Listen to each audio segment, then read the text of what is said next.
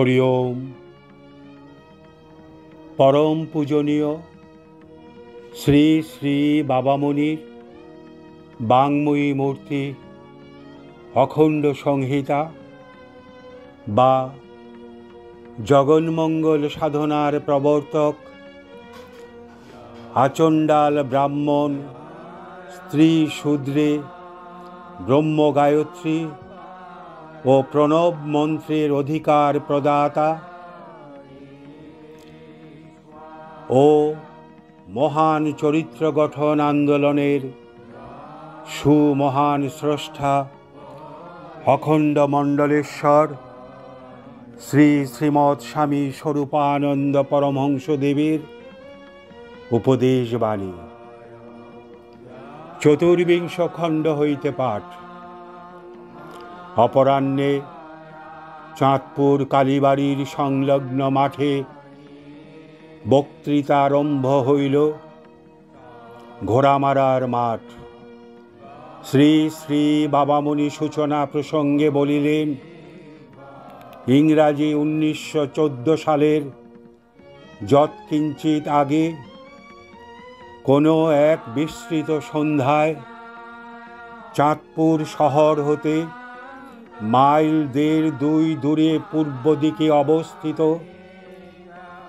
Rail লাইনের সংলগ্ন দক্ষিণে এবং ডাকাতিয়া নদীর সংলগ্ন উত্তরে সুবিস্তৃত তৃণ শ্যামল ঘোড়ামারার মাঠে এই চাঁদপুর শহরের নগণ্য 3-4টি তরুণ কিশোর জ্যোৎস্নায় উদ্ভাসিত আকাশের নিচে দাঁড়িয়ে প্রতিজ্ঞা করল তারা আত্মগঠন করবে, চরিত্র সাধনা করবে এবং অপরাপর বহুজনকে এ কাজে উৎসাহিত করবে এবং উদ্দীপনা দেবে। কিন্তু চরিত্র গঠনের গোড়ায় চাই ঈশ্বর বিশ্বাস। ঈশ্বরকে আমরা কেউ দেখিনি, এমন অবস্থায় তাতে বিশ্বাস ন্যস্ত করতে হলে অবিরাম তাঁর নাম স্মরণই একমাত্র উপায়। কিন্তু কোন নাম স্মরণ করব? শত শত ভাষায় তাঁর হাজার হাজার নাম আছে। এর মধ্যে কোনটা সত্য ও আসল এবং কোনটা অসত্য ও নকল, তা কি করে বুঝব? আমাদের মনে কুণ্ঠা এলো, তবু হাল ছেড়ে দিলাম না। আমরা যার যার ঘরে বসে যার যার প্রিয় নাম জপতে আরম্ভ করলাম। কালক্রমে প্রত্যেকেই জানতে পারলাম যে সব নামই এক নাম, সব নামেরই পরিণাম এক, সব নামেরই উৎসমুখ এক। মনের দ্বন্দ্ব দূর হল। আমরা যার যার প্রিয় নামের মধ্য দিয়েই ওঙ্কার দর্শন ও ওঙ্কার শ্রবণ করে কৃতার্থ হলাম। সেই ঘোড়ামারার মাঠে ওই যে আমরা প্রতিজ্ঞা করেছিলাম, তারই জের চলছে আমাদের বর্তমান বক্তৃতামালায়। যে কাজটা আমরা ধরেছিলাম সে কাজটা আমরা আর ছেড়ে দেই নাই, ধরেই রেখেছি। যেখানে সুযোগ পাচ্ছি সেখানেই স্পষ্ট ভাষায় সকলকে ডেকে বলে দিচ্ছি, আমরা চরিত্র গঠনের আন্দোলন চালাতে এসেছি এবং এই আন্দোলনের কাজে আমরা প্রত্যেকের সহায়তা চাই। কেমন সহায়তা চাই? শ্রী শ্রী বাবামণি বলিলেন, আপনারা অনেকে আমাকে চাঁদপুর শহরে আমার লেংটা অবস্থার থেকে দেখে এসেছেন। আপনারা জানেন যে আমি কখনো কারো কাছে অর্থ সাহায্য প্রার্থনা করিনি, করবও না। তবে আপনারা আমাদের কাজে কি সাহায্য করবেন?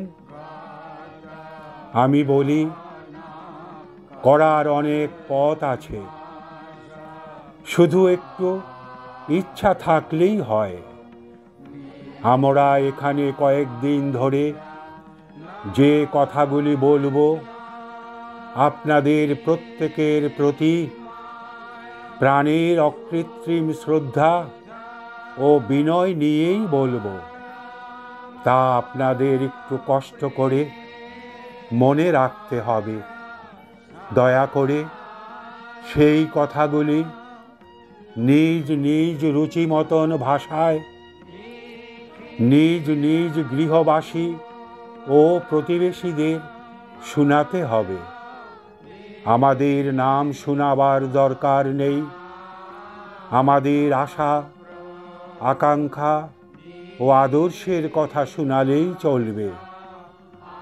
আপনারা যে মন দিয়ে কথা শুনবেন, সেই ঋণই আমাদের শোধ করার যোগ্যতা নেই। তার উপরে আবার আপনাদের অর্থ সাহায্য চাইতে যাওয়ার মতো অপরাধ কি কিছু আছে? আমি বলছি, স্বতঃপ্রণোদিত হয়েও কেউ যেন আমাদের অর্থ দেবার চেষ্টা না করেন। কারণ আপনাদের স্নেহ পালিত হয়ে, আপনাদেরই কোলে কাঁখে মানুষ হয়ে যে বলিগুলি শিখেছি, সেগুলি রূপান্তরে আমার পুস্তক নিচয়ে পরিণত হয়েছে। ওই যে টেবিলের উপরে সাজানো বইগুলি দেখতে পাচ্ছেন, ওতে যেসব কথা লেখা আছে, তা তো আমি চাঁদপুরের মা বাবাদের মুখ থেকে শুনে শুনেই শিখেছি। ওইগুলি আমার পক্ষে আপনাদের প্রতি অপরিশুদ্ধ ঋণ। ওইগুলির আয় দিয়েই আমাদের এই আন্দোলন চলছে এবং চিরকাল চলবে। আপনারা একদা যে শুদ্ধ চিন্তাগুলি আমার শৈশব শ্রবণে শুনিয়ে দিয়ে প্রাণের ভিতরে অনুপ্রবিষ্ট করে দিয়েছিলেন, তার বেশি কোনো সম্পদ আমার ভাণ্ডারে নেই। আপনাদের দেওয়া জিনিস দিয়েই আমি জগৎ জয় করব।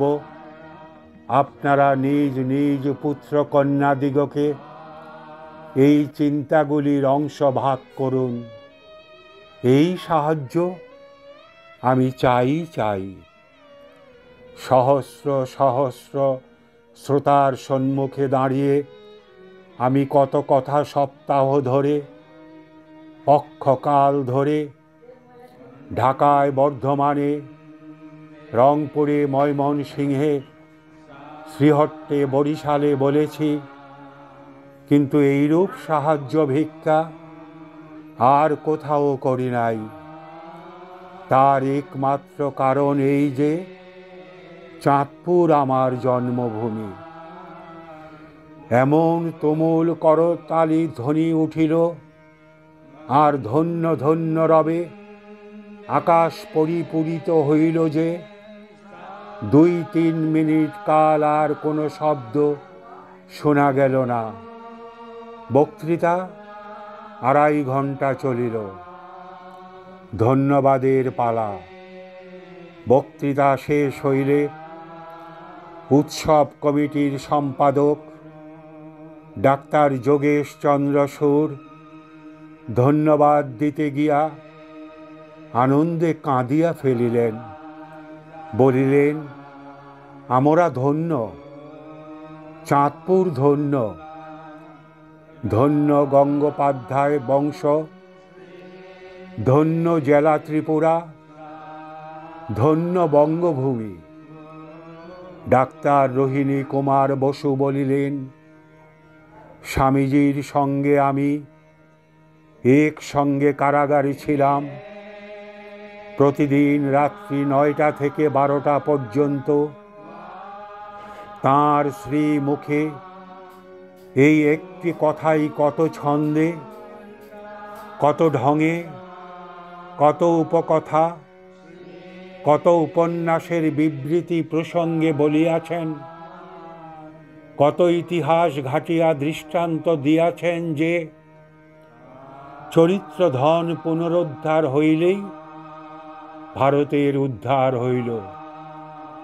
শ্রীযুক্ত উপেন্দ্রনাথ ঘোষ বলিলেন, চাঁদপুর তাহার শ্রেষ্ঠ সন্তান স্বরূপানন্দের কণ্ঠে শতাধিক বক্তৃতা শুনিয়াছে। আমার সঙ্গে সকলেই এই বিষয়ে একমত হইবেন যে প্রতিটি মানুষকে প্রতিটি ভাষণে মুগ্ধ করিবার এমন ক্ষমতা ইহার আগে আর কেহ দেখে নাই। ডাক্তার মহেন্দ্রলাল কর্মকার বলিলেন, আমরা যত জেলার যত লোক এই চাঁদপুরে বাস করি, তারা প্রত্যেকে এই স্বরূপানন্দের জন্য গর্বিত। শ্রীযুক্ত কুমুদিনীকান্ত মুখোটি বলিলেন, 3 পুরুষব্যাপী সাধনার ফল এই একটি মানুষের স্পষ্ট প্রতীয়মান, যার নাম স্বরূপানন্দ। ধারাবাহিক 3 দিন বক্তৃতা হইবার পরে পুপনকি আশ্রমের একটি টেলিগ্রাম পাইয়া শ্রী শ্রী বাবামণিকে কলিকাতা যাইতে হয়। হরি ওম।